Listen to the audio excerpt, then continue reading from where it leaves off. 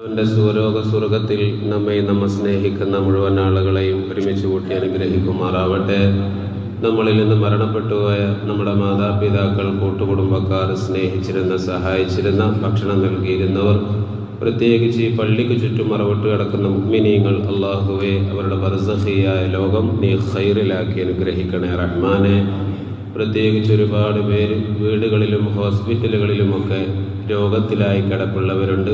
ഒരുപാട് കുട്ടികൾ ഡെങ്കിപ്പനി കൊണ്ട് വിഷമിക്കുന്നവരുണ്ട്.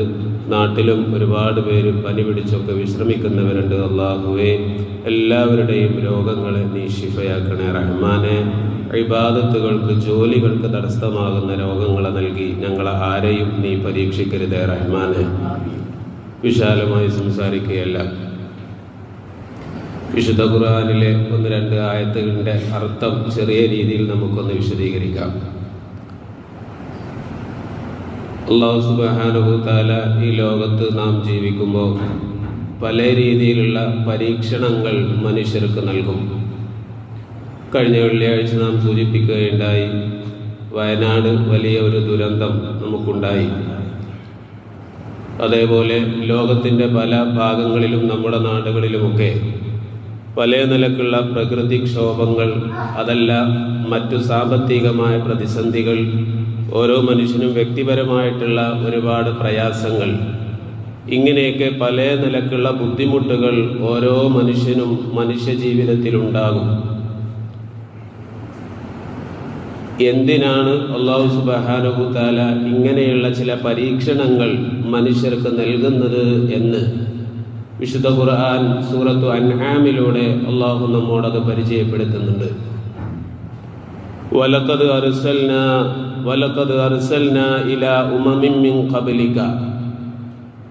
നബിയോട് പറയാണ്, നബിയെ, അങ്ങേക്ക് മുമ്പുണ്ടായിരുന്ന ഓരോ ദൂതന്മാർ, ആ ദൂതന്മാരുടെ സമൂഹം, ആ സമൂഹത്തിലേക്ക് നാം അയച്ചിട്ടുണ്ട്. ഫഅഖദ്നാഹും ബിൽ ബഅസാഇ വല്ലറാഇ. പ്രയാസങ്ങളെ കൊണ്ട്, ബുദ്ധിമുട്ടുകളെ കൊണ്ട്, ദുരിതങ്ങളെ കൊണ്ട് അവരെ നാം പിടികൂടിയിട്ടുമുണ്ട്, പരീക്ഷിച്ചിട്ടുമുണ്ട്. എന്തിനാണത്? ലഅല്ലഹും യതളറഊൻ. അവർ വിനയമുള്ള ആളുകളാവുന്നതിന് വേണ്ടി. അള്ളാഹുവിൻ്റെ പരീക്ഷണങ്ങൾ, അള്ളാഹുവിൻ്റെ വിപത്തുകൾ ഒരു സമൂഹങ്ങളിലേക്ക് വരുന്നത് എന്തിനാണ് അല്ലാഹു തആല ചെയ്യുന്നത്? ഖുർആൻ പറയുന്നത് അവർ വിനയമുള്ള ആളുകളാവുന്നതിന് വേണ്ടി. നമ്മുടെ ഭാഷയിൽ, നമുക്ക് മനസ്സിലാകുന്ന ഭാഷയിൽ പറഞ്ഞാൽ, നമ്മൾ ഒരു ദിവസം അല്ലാഹ് എന്നുള്ളൊരു വിചാരമോ ഒരു ചിന്തയോ ഒന്നുമില്ലാതെ ഒരു ജീവിതത്തിൽ ഒരു ദിവസം നമ്മൾ നടക്കുമ്പോൾ ചെറിയൊരു വേദന വന്നു, ഒരു വയറുവേദന വന്നു, സഹിക്കാൻ പറ്റുന്നില്ല എങ്കിൽ നമ്മൾ ആ വയറ് പൊത്തിപ്പിടിച്ചുകൊണ്ട് നമ്മൾ അറിയാതെ വിളിച്ചു പോകും, അല്ലാഹ് എന്ന് വിളിച്ചു പോകും. അള്ളാഹിനെ കുറിച്ചുള്ളൊരു ഓർമ്മ വരും. നമ്മുടെ അഹങ്കാരത്തിൻ്റെ വാക്കുകളോ അഹങ്കാരത്തിൻ്റെ ചെയ്തികളോ ഒന്നും ആ സമയത്ത് ഉണ്ടാവുകയില്ല. നടന്നു പോകുന്ന സമയത്ത് കാലെവിടെയെങ്കിലും ഒന്ന് മുട്ടി ഒന്ന് വേദനിച്ചാൽ നമുക്ക് അവിടെ ഒരു വിനയം വരും, നമ്മളൊന്ന് ചെറുതാകും. അവിടെ അഹങ്കാരം കാണിക്കാൻ നമ്മുടെ മനസ്സ് കഴിയില്ല. അള്ളാഹുവിലേക്ക് നമ്മുടെ മനസ്സ് ചുരുങ്ങിയ സമയമെങ്കിലും ഒന്ന് ചുരുങ്ങും. ഇങ്ങനെ വിനയം ഓരോ മനുഷ്യനും പ്രകടിപ്പിക്കാനാണ്, വിനയമുള്ളവരായി അഹങ്കാരം ഉപേക്ഷിച്ചുകൊണ്ട് ജീവിക്കാനാണ് ഓരോ മനുഷ്യനും അല്ലാഹു തആല പരീക്ഷണങ്ങളെ വെച്ചിട്ടുള്ളത് എന്ന് ഖുർആൻ നമ്മോട് സൂചിപ്പിക്കുകയാണ്. മുൻകാല പ്രവാചകന്മാർ, ആദ് സമൂഹം, സമൂദ് ഗോത്രം, വളരെ പാറസമാനമായി നല്ല ആരോഗ്യമുണ്ടായിരുന്ന ആളുകളെ കുറിച്ച് ഖുർആൻ പറയുന്നുണ്ട്. അവരുമായി ബന്ധപ്പെട്ടാണ് ഈ ആയത്തിറങ്ങുന്നത്.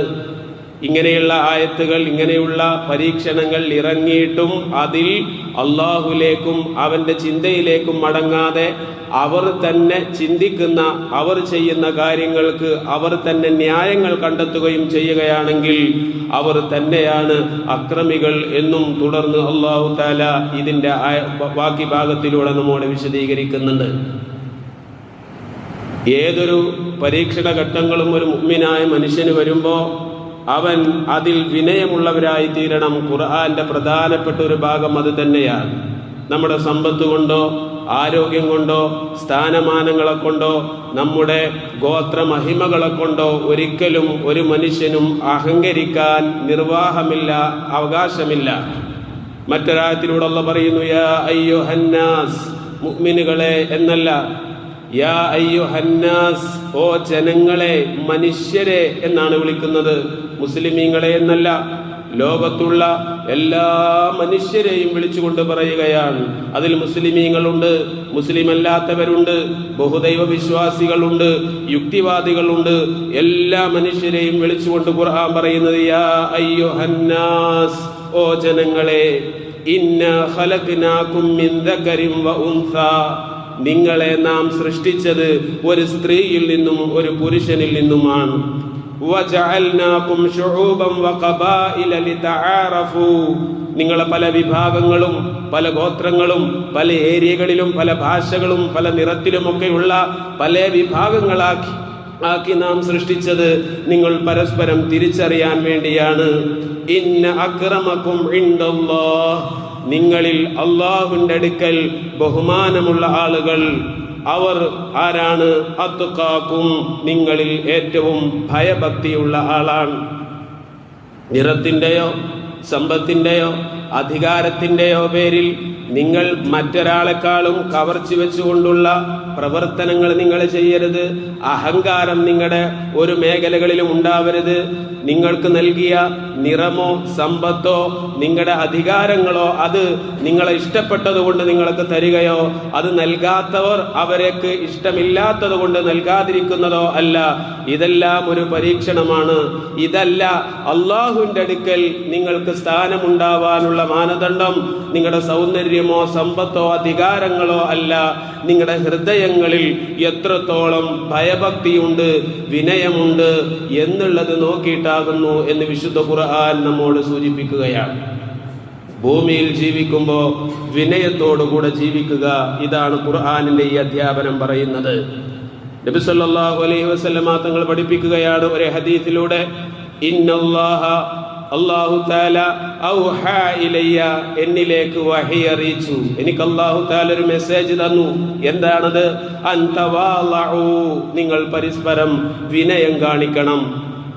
ലാ യഫ്ഖറ അഹദുൻ അലാ അഹദിൻ, നിങ്ങൾ ഒരാളും മറ്റൊരാളോട് അഹങ്കാരം കാണിക്കരുത്.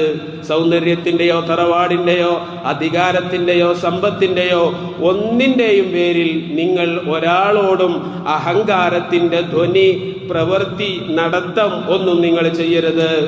അതേപോലെ വലാ യബ്ഗി അഹദുൻ അലാ അഹദിൻ, നിങ്ങൾ ഒരാളും മറ്റൊരാളോട് അതിക്രമങ്ങൾ കാണിക്കുകയും ചെയ്യരുത്. വിനയം കാണിക്കണം, അഹങ്കാരം കാണിക്കരുത്, അതിക്രമം കാണിക്കരുത് എന്ന് അല്ലാഹു തആല എന്നോട് വഹി അറിയിച്ചു എന്ന് ഹബീബുനാ റസൂലുള്ളാഹി സ്വല്ലല്ലാഹു അലൈഹി വസല്ലമ തങ്ങൾ പഠിപ്പിക്കുന്നു.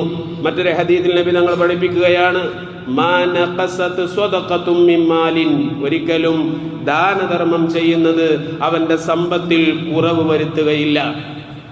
പല ആളുകളും പിശുക്കന്മാരാകുന്നത് എന്തുകൊണ്ടാണ്?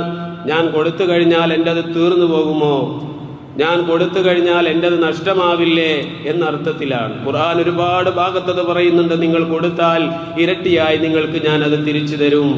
നിങ്ങൾ കൊടുക്കൂ, അല്ലാഹു തആല വീണ്ടും തരും. അല്ലാഹു തആല പറയാണ്, അതിൽ വഞ്ചനയില്ല, ചതിയില്ല, പ്രലോഭനങ്ങളില്ല, അത് യാഥാർത്ഥ്യമാണ്, സത്യമാണ്. നബി തങ്ങൾ പഠിപ്പിക്കുന്നു, നിങ്ങൾ ദാനധർമ്മം ചെയ്യുന്നുവെങ്കിൽ അതൊരിക്കലും നിങ്ങളുടെ സമ്പത്തിനെ കുറക്കുകയില്ല, അതിൽ കുറവ് വരുത്തുകയില്ല.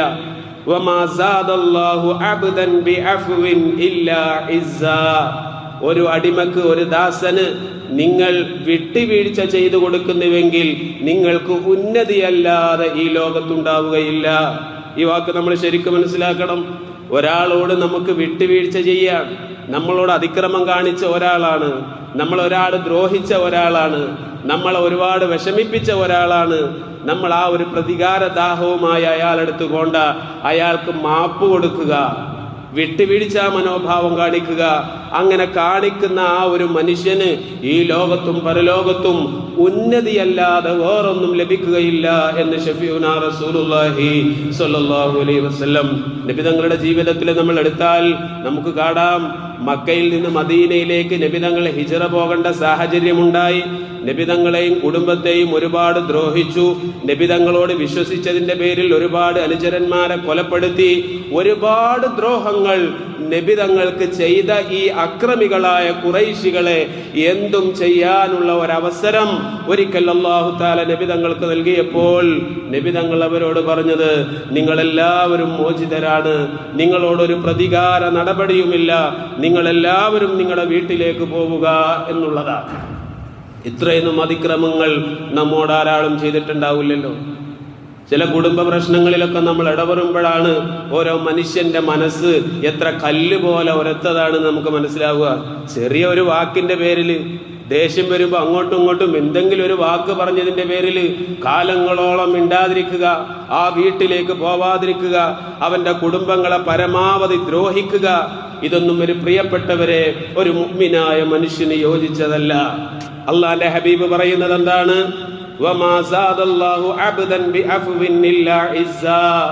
ഒരാൾക്ക് നമ്മൾ വിട്ടുവീഴ്ച ചെയ്തു കൊടുക്കുന്നുവെങ്കിൽ ആ ചെയ്തു കൊടുക്കുന്ന മനുഷ്യന് ഉന്നതിയല്ലാതെ അല്ലാഹു തആല നൽകുകയില്ല. വമാ തവാല അഹദുൻ ലില്ലാഹ്. അല്ലാഹുവിന് വേണ്ടി ഒരാൾ വിനയം കാണിക്കുന്നുവെങ്കിൽ ഇല്ലാ റഫഅഹുല്ലാഹ്. അല്ലാഹു തആല അവനെ ഉയർത്താതിരിക്കുകയില്ല. അല്ലാഹുവിന് വേണ്ടിയുള്ള വിനയം, അള്ളാഹുവിന് വേണ്ടിയുള്ളതായ താഴ്മ, ഞാനൊരു വലിയ ആളാണ്, ഞാനൊരു ഖത്തീബ് ഉസ്താദാണ്, എന്നെ കാണുമ്പോൾ എന്താ അവരാരും എണീക്കാതിരുന്നത്, അത് ശരിയായില്ലല്ലോ എന്ന ഒരു തോന്നൽ എൻ്റെ മനസ്സിൽ വരാൻ പാടില്ല. നേരെ മറിച്ച് ഒരു ഖത്തീബ് അല്ലെങ്കിൽ ഒരു ഉസ്താദ്, വിവരമുള്ള ആള്, പണ്ഡിതൻ, ഇവരെയൊക്കെ കാണുമ്പോൾ എണീറ്റ് നിന്ന് ബഹുമാനിക്കുക എന്നുള്ളത് ആളുകളുടെ ഒരു മര്യാദയാണ്, ഒരു കടമയാണ്. ഇനി അതൊരാൾ ചെയ്തില്ല എന്നതിന്റെ പേരിൽ എൻ്റെ മനസ്സിൽ അങ്ങനെ തോന്നരുത്, ഞാനൊരു വലിയ ആളല്ലേ, എന്താ ഇപ്പം എന്നെ മെയിൻ ചെയ്യാതെ പോയത് എന്ന് എൻ്റെ മനസ്സിലേക്ക് തോന്നാൻ പാടില്ല. അഹങ്കാരം ഇത് ഒരു മനുഷ്യന്റെ കൽബിലേക്ക് കയറി വരാൻ പാടില്ല. വിനയം ഒരാൾ കാണിക്കുന്നുവെങ്കിൽ വിനയം കാണിക്കൽ കുറച്ച് ചെറുതാവലാണല്ലോ. അള്ളാഹുവിന് വേണ്ടിയുള്ള വിനയാണ് ഒരാൾ കാണിക്കുന്നത് എങ്കിൽ അതിലൂടെ ഉയർച്ച മാത്രമേ ഒരു മനുഷ്യന് നേടാൻ കഴിയുകയുള്ളൂ. നേതാക്കന്മാരൊക്കെയാണ് ഈ ഒരു പോയിന്റ് പ്രത്യേകം മനസ്സിലാക്കേണ്ടത്. ഏതെങ്കിലും സംഘടനാ നേതാക്കന്മാർ അല്ലെങ്കിൽ ഒരു മഹല്ല് ജമാഅത്ത് കമ്മിറ്റി ഉത്തരവാദിത്തപ്പെട്ട സ്ഥാനത്തിരിക്കുന്ന ആളുകൾ അല്ലെങ്കിൽ ഒരു ഖത്തീബ് ഉസ്താദ്, സമൂഹത്തിൽ ഉന്നതമായിട്ടുള്ള സ്ഥാനങ്ങളിൽ ഇരിക്കുന്ന ആളുകൾ അറിവില്ലായ്മ കൊണ്ടോ അല്ലെങ്കിൽ ഏതെങ്കിലും വക്രബുദ്ധി കൊണ്ടോ ഒക്കെ അവരെ ദ്രോഹിക്കാനും ഇകഴ്ത്താനും ഒക്കെ ശ്രമിക്കുമ്പോൾ അവരുടെ പുറകെ നമ്മൾ സൈക്കിൾ എടുത്തു കൂടരുത്, അവരവരുടെ പാട്ടിന് വിട്ടേക്കണം. ഫഅരിദ് അനിൽ ജാഹിലീൻ.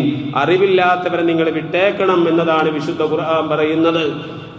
എന്നാൽ അവനെ എന്തും ചെയ്യാൻ, നമ്മളെ ദ്രോഹിച്ച ഒരാളെ എന്തും ചെയ്യാനുള്ള അനുമതിയും അതിൻ്റെ അവകാശവും അതിനുള്ള കഴിവും നമുക്കുണ്ടായിട്ടും അത് ചെയ്യാതെ അവനെ വിട്ടുവീഴ്ച ചെയ്തു കൊടുക്കുകയും അവനെ മാപ്പ് ചെയ്തു കൊടുക്കാനും ഒരാൾക്ക് കഴിയുമെങ്കിൽ അതിലൂടെ ആ മനുഷ്യന് ഉന്നതി ലഭിക്കും, സ്ഥാനങ്ങൾ ലഭിക്കും.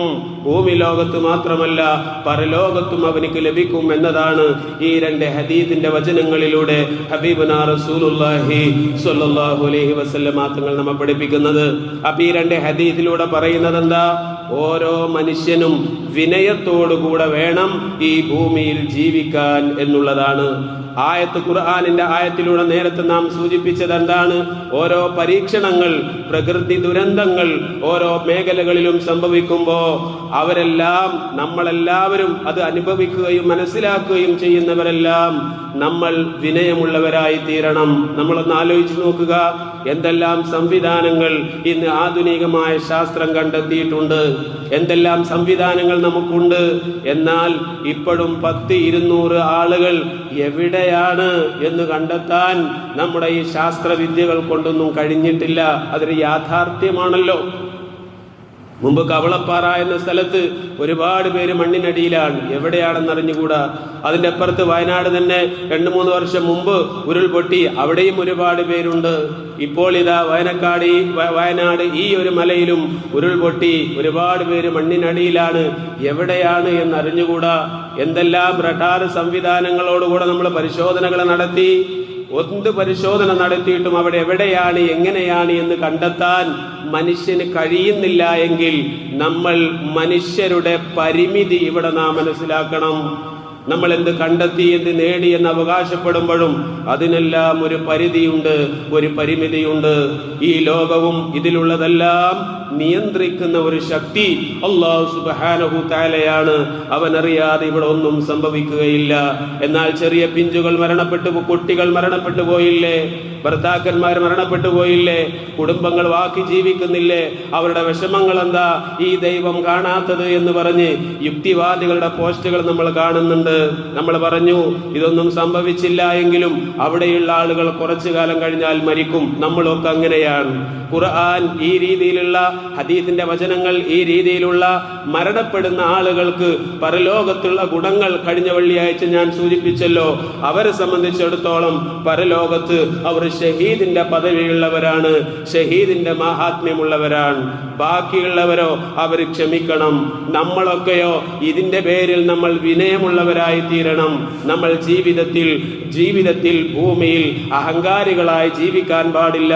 തുടങ്ങിയിട്ടുള്ള ഒരുപാട് പാഠങ്ങൾ ഇത്തരത്തിലുള്ള പരീക്ഷണങ്ങളിലൂടെ ഓരോ മനുഷ്യനും മനസ്സിലാക്കണം, വിനയത്തോടുകൂടെ ജീവിക്കണം എന്നെല്ലാമാണ് ഈ ഹദീസുകളിലൂടെയും ആയത്തുകളിലൂടെയും പറയുന്നത്. അതുകൊണ്ട് എൻ്റെ പ്രിയപ്പെട്ടവരെ, ഈ ഖുർആനിന്റെയും ഹദീസിന്റെയും വചനങ്ങൾ നമ്മുടെ നിത്യജീവിതത്തിൽ പകർത്തി ജീവിക്കാൻ നമ്മളെല്ലാവരും ശ്രമിക്കുക. അല്ലാഹു തആല അത്തരത്തിലുള്ള സജ്ജനങ്ങളിൽ നാം ഏവരെയും ഉൾപ്പെടുത്തി അനുഗ്രഹിക്കുമാറാവട്ടെ. ആമീൻ എന്ന് ദുആ ചെയ്തുകൊണ്ട് ഞാൻ എൻ്റെ വാക്കുകൾ അവസാനിപ്പിക്കുകയാണ്. പിന്നെ കഴിഞ്ഞ വെള്ളിയാഴ്ച നാം സൂചിപ്പിക്കുകയുണ്ടായി, വയനാട് ആ ദുരന്തത്തിൽപ്പെട്ട ആളുകളുടെ ആശ്രിതരെ പുനരധിവസിപ്പിക്കാനുള്ള അതിൻ്റെ ഒരു പിരിവ് നമ്മൾ നടത്തിക്കൊണ്ടിരിക്കുന്നു. കഴിഞ്ഞ ആഴ്ച ഒരുപാട് പേര് അതിലേക്ക് സംഭാവനകൾ നൽകിയിട്ടുണ്ട്. 500 മുതൽ 2000 മുതൽ 5000, 10000, 15000, 40,000 രൂപ വരെയൊക്കെ അതിലേക്ക് തന്ന ആളുകളുണ്ട്. ഒരുപാട് ആളുകൾ ഇനിയും അതിലേക്ക് സഹകരിക്കാനുണ്ട്. ഒരുപാട് സംരംഭങ്ങൾ അവിടെ തുടങ്ങാൻ നമുക്ക് പറ്റും. ആ പാവപ്പെട്ടതായ ആളുകളെ എല്ലാം നഷ്ടപ്പെട്ടു പോയി ഒന്നുമില്ലാത്ത ആ ഒരു ജനങ്ങളെ എന്തെങ്കിലുമൊക്കെ നമ്മളാൽ കഴിയുന്നത് ചെയ്തു കൊടുക്കുക എന്നുള്ളത് നമ്മുടെ ഒരു കടമയാണെന്ന് മനസ്സിലാക്കി പറ്റാവുന്ന ആളുകളൊക്കെ ഇന്നും നമ്മൾ ജുമാ കഴിഞ്ഞ് പോകുന്ന സമയത്ത് ഉത്തരവാദിത്തപ്പെട്ട ആളുകളുമായി ബന്ധപ്പെടുത്തി അതിൻ്റെ ഓഫറുകൾ എടുത്ത് ഈ മാസം തീരുന്നതിൻ്റെ മുമ്പായി ആ സംഖ്യ കൊടുത്ത് എല്ലാവരും അതിൽ സഹകരിക്കണം. 500 മുതൽ മുകളിലോട്ട് ഏതെല്ലാം സംഖ്യകൾ നൽകി അള്ളാഹു അതിൽ സഹകരിച്ച അവിടെ ആരെല്ലാം ഉണ്ടോ, ഇനി സഹകരിക്കണമെന്ന് മനസ്സുള്ളവരുണ്ടോ, അവർക്കെല്ലാവർക്കും അർഹമായ പ്രതിഫലം നീ നൽകണേ റഹ്മാനെ. ഇത്തരത്തിലുള്ള ദുരന്തങ്ങളിൽ നിന്ന് അവരെയും ഞങ്ങളെയും നീ കാക്കണേ റഹ്മാനെ. കാശില്ല, ഉണ്ടായിരുന്നെങ്കിൽ ഞാൻ കൊടുക്കുമായിരുന്നു എന്ന ഒരു മനസ്സുള്ള ആളുകളും ഉണ്ടാകും. അള്ളാഹുവേ, അവർക്കും ഇത്തരത്തിലുള്ള നല്ല കാര്യങ്ങൾ ചെയ്യാനുള്ള സാമ്പത്തിക അഭിവൃദ്ധി നീ പ്രദാനം നൽകണേ റഹ്മാനെ. ആമീൻ യാ റബ്ബൽ ആലമീൻ. അസ്സലാമു അലൈക്കും വറഹ്മത്തുള്ളാഹി വബറകാതുഹു.